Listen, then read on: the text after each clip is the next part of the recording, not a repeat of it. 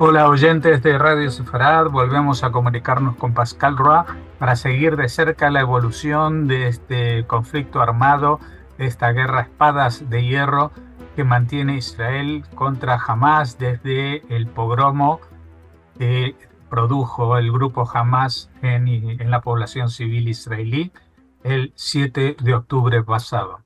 ¿Qué tal, Pascal? Hola Jorge, sí, efectivamente, un día más, el día 125 desde el 7 de octubre. Y desde ayer, pues, estábamos esperando el discurso de Benjamin Netanyahu, el primer ministro de Israel, ayer por la noche. Así que nos dio unos titulares, como siempre, con también su aluvión de críticas por parte de la oposición, incluso por parte de miembros de su gabinete como Eisenkot. Y de eso vamos a hablar también con novedades en varios frentes, como siempre, tanto en el sur como en el norte y en el este, y más en el este, incluso con Irak. Pero eso ya lo iremos viendo poco a poco. Si quieres, empezamos con el discurso televisivo de Benjamin Netanyahu ayer, que, como se prevía, reaccionó a la respuesta o a la contrapropuesta de Hamas, así lo podríamos decir, que se comunicó a través de Qatar. Y entonces, pues, no había que sorprenderse cuando Benjamin Netanyahu lo calificó de propuesta o de respuesta totalmente delirante, es la palabra que ha usado. O sea, son exigencias delirantes. Y después, sin aludir más a esta contrapropuesta, pues siguió en lo que llama una victoria aplastante que se avecina, perdón, que se aproxima. Victoria total, victoria aplastante, con los tres objetivos a punto de cumplirse, que son pues la derrota total de Hamas, tanto a nivel militar como gobernativo. La amenaza que dejará de ser en unos meses, ahí volvió a hablar de meses y no de años, como horizonte a la victoria, y la liberación de rehenes, que esto, por supuesto, tiene también sus críticas porque enseguida muchos familiares de rehenes se pronunciaron y dijeron que no habrá victoria total si no hay liberación de rehenes. Y de momento, como también Blinken, el secretario de Estados de Norteamérica, subrayó, estamos lejos de un acuerdo, pero estamos en ello, siendo todavía muy lejos. Entonces, pues sigue la presión de los familiares para conseguir este acuerdo, sabiendo que las diferencias son enormes. Porque, ¿qué quiere Hamas? Pues Hamas quiere que se vaya a Tzahal, que vuelva a gobernar Hamas y que haya una tregua permanente. Eso es lo que no va a conseguir.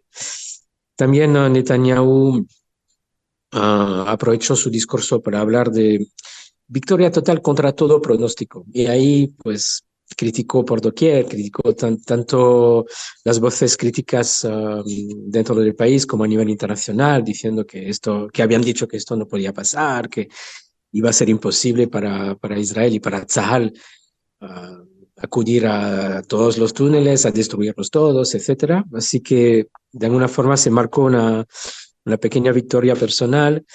Habló de 20.000 miembros de Hamas ya fuera de combate, también de 18 batallones fuera de combate. Esto ya lo veníamos diciendo en los últimos días. Y lo más importante tal vez es que anunció una próxima operación en Rafah, en el paso de Rafah. No hablo de en qué condiciones, porque como venimos diciendo también, todo dependerá de un posible acuerdo con Egipto y de también el despliegue de la población hacinada en Rafah, en la zona de Rafah, hacia otras zonas del país. También negó en la rueda de prensa posterior que jamás esté reagrupando sus fuerzas en el norte del país, donde hay menos presencia militar.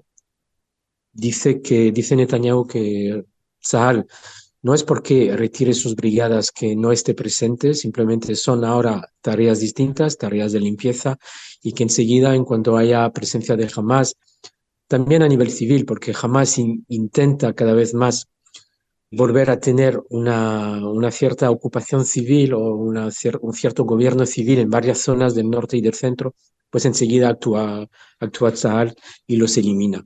Así que quiso subrayar este hecho porque también provoca críticas dentro de Israel, porque pues mucha gente no entiende por qué se esté retirando Tzahal ahora que puede haber todavía una amenaza inminente de Hamas en estas zonas. Así que, bueno, quiso aclarar esto.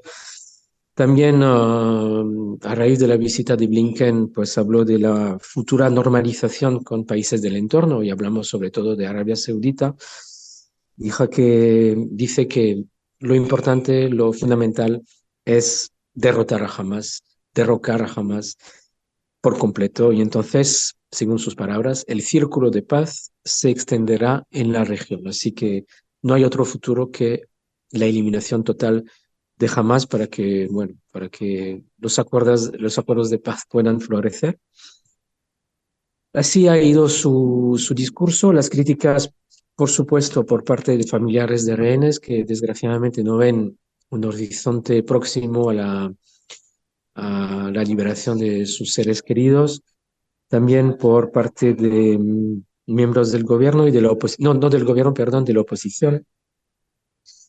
Uh, como lo venía diciendo. También el hecho de que, y eso también lo dijo su Eisenkot, que forma parte del Consejo de Seguridad, el Consejo incluso de Guerra como observante, dice que es importante que Netanyahu y que el gobierno en general hable del día después, porque es un tema, aunque se habla a puertas cerradas, todavía a nivel público no se sabe muy bien cómo se gobernará Gaza después de la contienda o incluso ahora, porque sin este horizonte, sin saber quién gobernará, de qué forma, cómo, cuándo, pues jamás de alguna forma puede, por ejemplo, no campar a sus anchas, pero puede todavía tener un cierto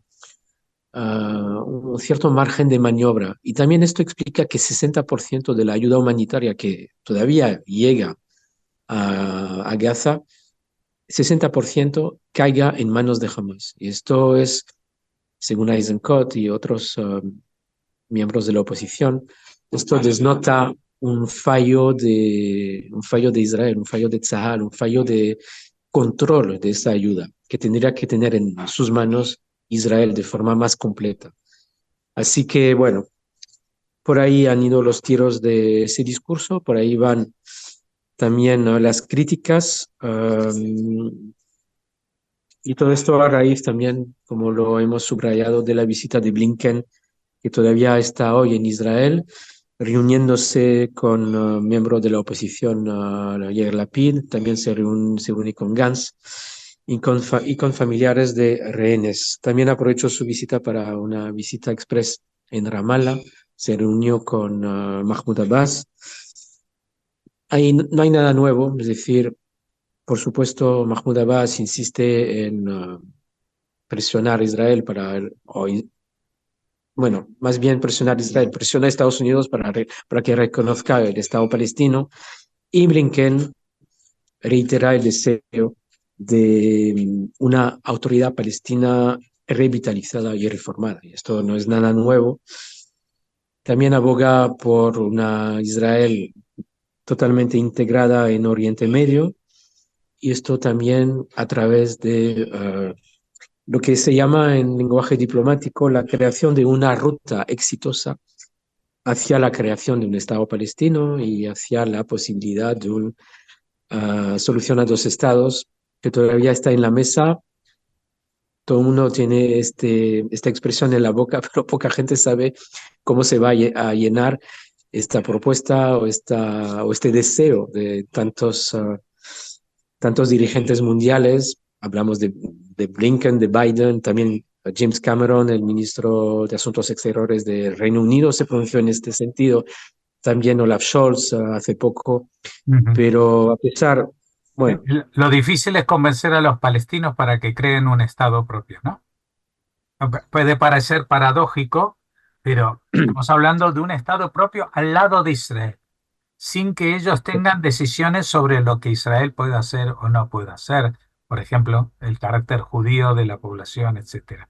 Pero es que esto es lo que arrastra a los palestinos a estas situaciones desde hace 75, 76 años, cuando tuvieron la oportunidad de crear un Estado propio y la Liga Árabe lo que hizo fue declarar la guerra. Lo mismo en las negociaciones que se tuvieron después del Tratado de Paz con Egipto, etcétera, etcétera. Siempre hay un bloqueo en todas las conversaciones que hubo con Arafat, especialmente. Estaba todo sobre la mesa, la devolución de todos los territorios, la capitalidad en Jerusalén, todo exactamente igual, pero a último momento no quería ser él el que pasase a la historia como el que aceptaba la existencia del Estado de Israel. Y eso es lo único que le falta a los palestinos para tener un país propio. Lo único. sí, sí, y Aceptar libre la de terror. existencia, el derecho de Israel a existir. Eso es punto y pelota. Pero bueno, evidentemente, esto es mi opinión, pero también yo creo que cualquiera que conozca un poquito de la política de la región estará convencido de ello, pero los dirigentes de otros países están obligados a mantener un discurso, un guión que ellos mismos se han trazado para seguir siendo factores que tengan alguna posibilidad de participar en el diseño del futuro de Medio Oriente, porque eso es, por ejemplo, lo que le pasa a Francia, ¿no? Que a principios de la guerra dijo, no, no, no, claro, Israel tiene todo el derecho, pero después, por las presiones internas de los 5 millones de musulmanes, pues no, no siguió adelante y se fue, como se dice en la Argentina, se fue al mazo. Es decir, que volvió a casita con el rabo entre las piernas por si acaso. Bueno, te dejo seguir.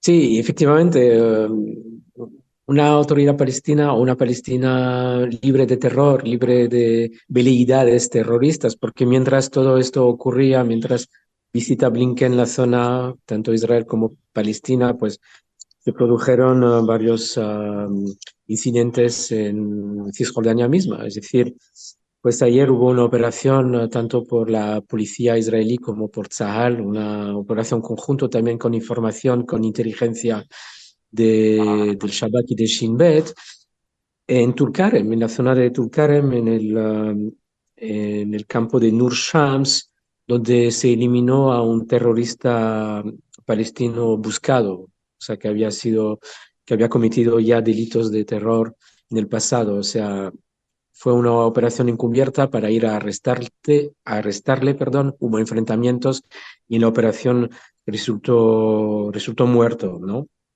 También dos cómplices más murieron en esta operación. Se incautaron también armas en el edificio donde se recluía. Así que esto pasó ayer y también hoy hubo otro palestino muerto después de abrir fuego él mismo contra soldados en un puesto de Tzal cerca de Nablus, en el pueblo de Dair Sharaf. Así que sí, día tras día hay intentos de acuchillamiento, intentos de disparos contra fuerzas de Israel, contra incluso asentamientos. Esto no para.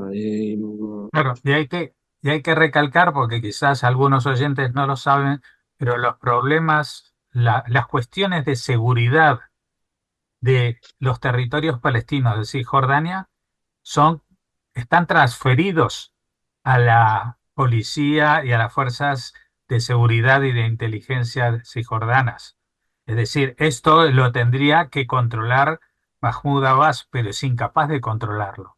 A pesar de que desde hace 20 años tiene los medios para hacerlo, pues vemos que en Cisjordania todo el mundo tiene armas que han llegado, se fabrican armas e incluso, como comentamos, casi se están construyendo túneles, aunque de momento parece que que son más bien para guardar las armas que para esconderse la gente, ¿no? Pero evidentemente la autoridad palestina, aunque tenga ese nombre, no ejerce ninguna autoridad sobre los palestinos, no sobre los de Gaza y desde el estallido de esta guerra, cada vez menos sobre los propios palestinos de Cisjordania.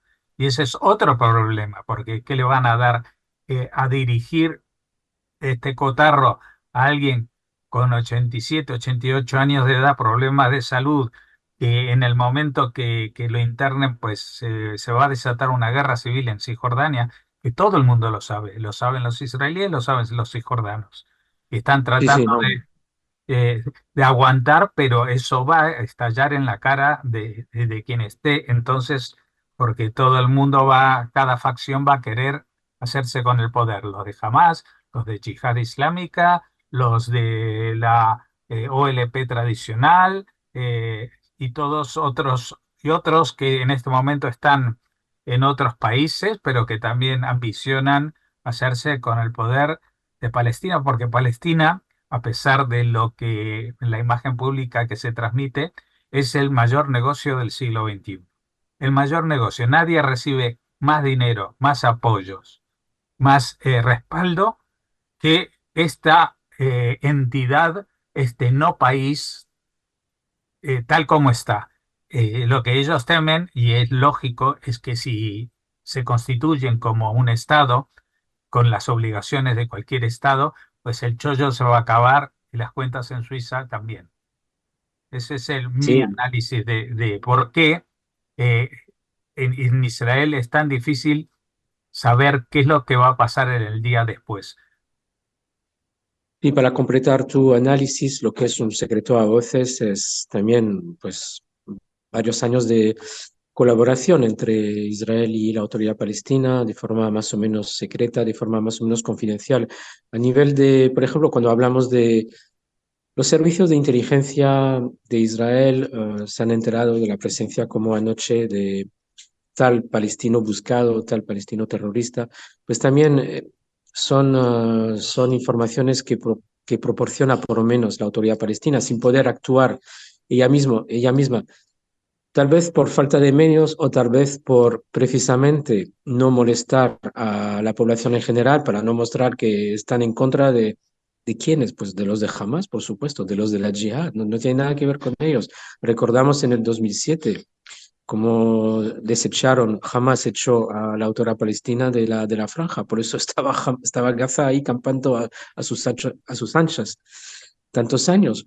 O sea, siempre hay que recordar este hecho, porque uno de los mayores enemigos de la autoridad palestina, de Fatah, que es el partido que gobierna, es Hamas. Así que sí, un cierto nivel de colaboración hay entre Israel y la autoridad palestina para ir a la busca de los terroristas buscados, o sea, nunca mejor dicho. Es lo que pasó anoche. Para terminar con Gaza, hubo un informe, más que un informe, hubo unas informaciones difundidas por la cadena norteamericana NBC, donde citando a varios altos funcionarios israelíes, hablaron de la posibilidad o de la idea ya que no es nueva, no es una idea nueva, de al final conseguir un acuerdo que será la posibilidad para Sinwar y unos cuantos más líderes de Hamas irse al exilio, alejarse de Gaza, irse al exilio a cambio del fin del gobierno de Hamas y sobre todo de la liberación de los rehenes. Y esto también explica que para Netanyahu y también para el jefe de Estado Mayor, que ayer se pronunció en este sentido, la única forma de momento para liberar a los rehenes que quedan es la fuerza, es la presión militar y esto de momento no va a cambiar. Pero bueno, hasta que lleguemos a este extremo de ver a los líderes de Hamas irse al exilio, pues todavía faltarán unos días, unas semanas, tal vez unos meses, pero a mí me parece la única solución, porque Israel no se va a ir, Israel no va a aceptar ninguna tregua permanente, así que Sí, bueno, hay mucha gente que piensa que porque los líderes de Hamas son tan radicales, pues no les importa su vida.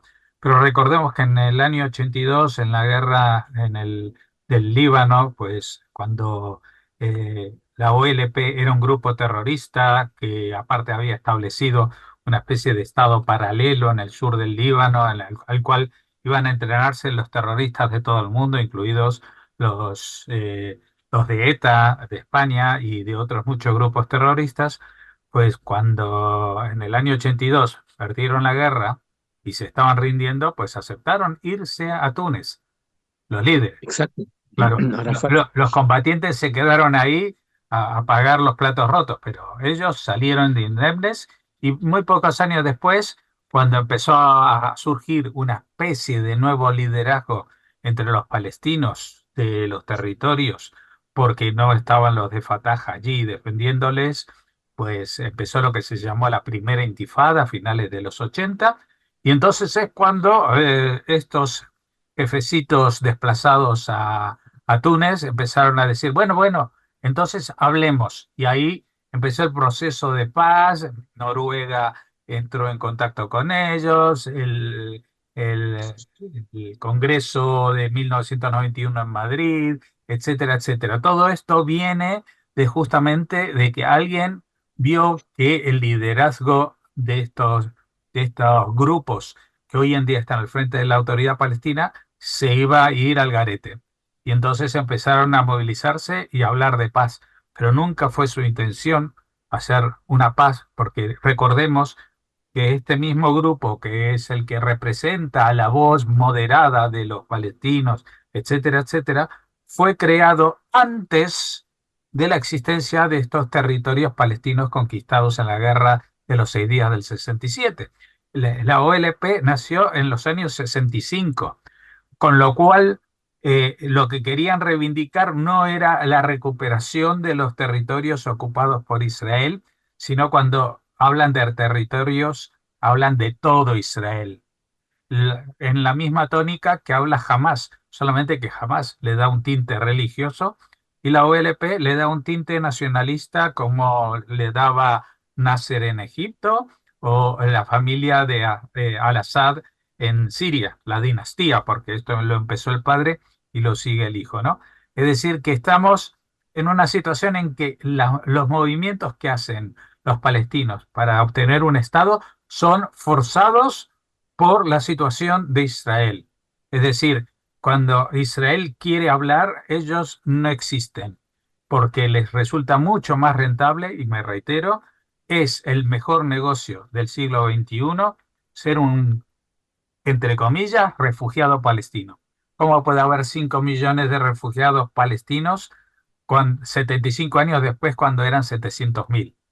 ¿Por qué? Porque los hijos, los nietos y los bisnietos también se consideran refugiados palestinos, que no lo son, que no lo son porque ese estatus no lo tiene ninguna otra minoría o mayoría o pueblo o nación en toda la historia del mundo. Ujú. Sí, es una idea vinculada por UNRWA, la Agencia de las Naciones Unidas por los Refugiados. Esta idea se perpetúa desde hace tantos años y por eso ahora está UNRWA en el foco de la atención mundial gracias a Israel. Y también la idea de la educación está también en sus manos, o sea, la educación en manos de UNRWA, que también perpetúa esa idea a través de las nuevas generaciones y hemos visto el resultado a través del 7 de octubre. Es la mejor ilustración que sea, desgraciadamente, por los israelíes, como lo hemos visto. Bueno, desde Gaza nos hemos ya desplazado hacia Cisjordania, ahora vamos más al norte, al sur del Líbano, donde sigue el Rifirafe. De hecho, a nivel de misiles, a nivel de cohetes, seguimos sin alarmas desde el norte. Desde el norte sí ha habido intercambio de artillería. De hecho, hoy 3 soldados resultaron heridos leves a raíz de un tanque, de un misil antitanque disparado precisamente desde el sur del Líbano, desde el pueblo de Qiyam, que es un pueblo tomado por Hezbollah, y esto también nos permite hablar de lo que está haciendo Hezbollah en el sur del Líbano, porque, vale, Hezbollah no es ningún país, Hezbollah es un grupo terrorista que está en el sur del Líbano y ha desplazado desde hace tantos meses a toda la población. O sea, no hay ninguna población libanesa, ningún pueblo con libaneses dentro, al menos, bueno, aparte, igual hay unos resistentes todavía, pero todos se han ido, se han refugiado hacia otras zonas del Líbano. ¿Y eso por qué? Pues solo por atacar a Israel, sin que Israel no haya hecho nada siquiera contra ellos. Es decir, a veces nos olvidamos, necesitamos tener esta perspectiva, porque hablamos de este pueblo de Kiam, que es uno de los bastiones de Hezbollah, que antes era un pueblo, sigue siendo un pueblo con sus casas, pero no hay ningún habitante. Los habitantes del sur del Líbano se refugiaron, perdón, hacia el centro y el norte del Líbano, y eso también es consecuencia de Hezbollah y de Irán. Así que, bueno. Resultaron tres heridos soldados de Tzal, un oficial entre ellos, heridos leves. También hubo bueno, hablaba de las sirenas que no ha habido desde Líbano desde ayer, pero sí, sí, en el sur. O sea, hoy hacia Sderot lanzaron unos cohetes también en la frontera entre Israel y Gaza hacia Sderot y no habíamos oído alarma desde hace más de 3 días. Así que bueno, de vez en cuando recuerdan enviar los de Hamas, enviar cohetes para que recordemos que todavía tienen este arsenal. Bueno, esto por parte de Hezbollah, por parte de estas fuerzas terroristas en el sur del Líbano. Nos alejamos un poco más hacia Irak, porque esto viene a continuación de los ataques de Estados Unidos en represalia a los ataques por dron que sufrió el país americano en Jordania, en una base norteamericana en Jordania hace más de 10 días, donde resultaron muertos 3 soldados de ellos. Pues un ataque en el este de Bagdad, un ataque aéreo muy selectivo contra un coche donde había 3 miembros de la milicia llamada Kataeb Hezbollah, una milicia, por supuesto, pro-iraní. Los 3 miembros de esta milicia resultaron muertos, incluido un alto mando de ellos. Ha sido totalmente reivindicado esta madrugada por Estados Unidos, este ataque.